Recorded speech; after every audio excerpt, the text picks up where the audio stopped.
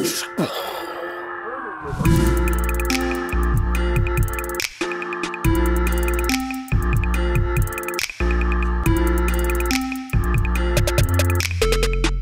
guys, Nick here for Rev3 Games, and I recently got a chance at E3 to go hands-on with a big half-hour chunk of Batman Arkham Knight, the latest game in the series by Rocksteady. Now, those of you who've been following the series closely know that Arkham City and Arkham Asylum were the two ones created by Rocksteady, but then the third game was not actually developed by them, Arkham Origins. This is them again. They've been hard at work on this actual next-gen installment of it, and I think the first thing that I should say about it is that it looks just absolutely gorgeous. The opening cutscene they showed me, actually, the one you may have seen with his sort of armor building together in different chunks, had a lot of compression on it in the demo I saw. Like, it was clearly a pre-rendered thing, but they insisted that is in-game and in-engine, so maybe it won't look like that when the game comes out. However, everything after that point looked just seriously lovely, super dark. Every time that a camera got like really close to his armor or his shoulder or a wall, it just, none of the graininess that you sort of expect from third-person action games is present in this version.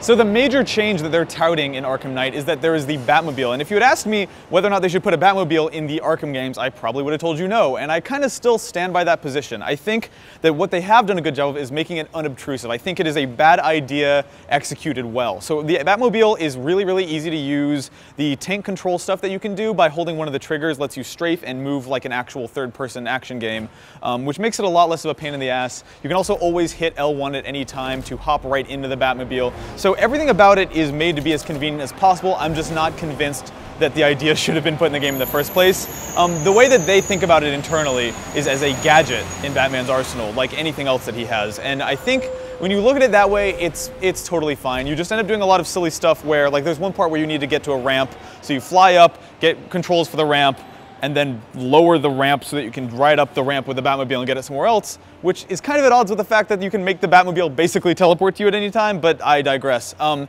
Batmobile is also kind of lame in that whenever you run over enemies with it, it just instantly electrocutes them and stuns them and knocks them out, which feels at odds with the Batman combat that I love so much. What I can say, though, is that the actual standard Batman third-person flying, punching, all that stuff feels exactly the way you want it to. They've made some pretty interesting advancements to the combat since Arkham City.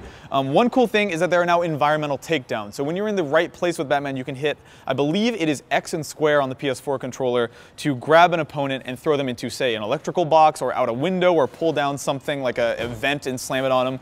Kind of stuff that you've seen in other games before that have been ripoffs of the Batman games. So like the Sleeping Dogs combat did this really well, but now it is in Batman and it flows seamlessly with the rest of the Batman combat.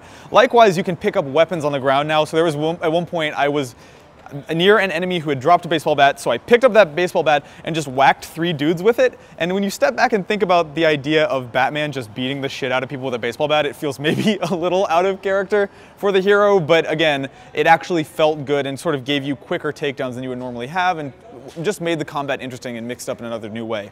One other thing they do is that when you are in a position to do a takedown, say under a grate or above opponents, there's a new thing called a fear takedown, and how this works is you charge it up by getting traditional stealth takedowns, and you can chain these attacks together. So let's say there are 3 enemies standing in close proximity of each other and you have a fear takedown available. You swoop down on one of them, take him out, the game goes into super slow motion and you pan the camera to the next one.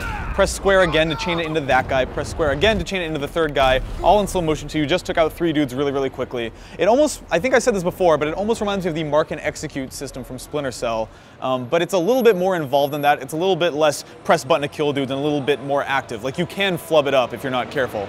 Now, one of my favorite things about the Arkham games has always been traversing the city, and one way that they've sort of improved that this time is allowing you to chain grapples together. And what that means is that if you're scaling a building, which you'll be doing a lot of in this game, you can press the bumper to grapple as usual, and then go ahead and grapple to the next surface without having to stop and do it all over again. So it's a little bit more seamless. And the reason they did this, they told me, is because the game has a lot more verticality to it now. They want real full-size skyscrapers like the one you saw at the beginning of the press conference demo, and being able to scale those seamlessly is kind of an important thing. It also seems like you can grapple from much, much further away than in the previous games, and they confirmed that with me, which is also really nice.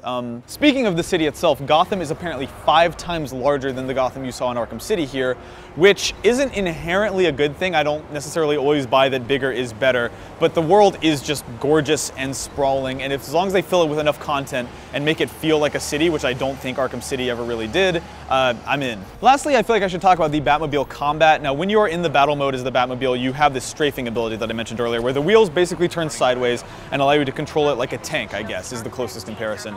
That combat is fine. It's really, really pretty. I mean, there are particle effects everywhere, sparks flying, blues and yellows, and it's just gorgeous. It's just not necessarily fun or what I come to these games for.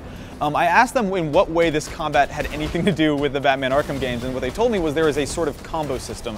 So by chaining together dodges and not getting hit and stuff and narrowly dodging missiles, you have all these options at your disposal to kind of make chains that are supposedly meant to resemble the chains that you have in normal hand-to-hand Arkham combat. Frankly, I am still a little out on whether or not that's going to be a fun thing. They'd have to complicate it a lot. I still just think that core Batman combat is so good and so interesting that I don't really want to get in a tank. I would rather get out of the vehicle and punch dudes than run them over with a car, but that's just me as a really, really big fan of that standard Arkham combat. This game is coming out sometime in 2015. I don't think we have any more specifics than that, and I am very, very excited. So yeah, that's what I thought of my time with Arkham Knight. Again, Batmobile stuff wasn't terribly compelling, but it also wasn't terribly offensive either. It's just kind of there, and as a means to get from one place to another, it is actually pretty cool.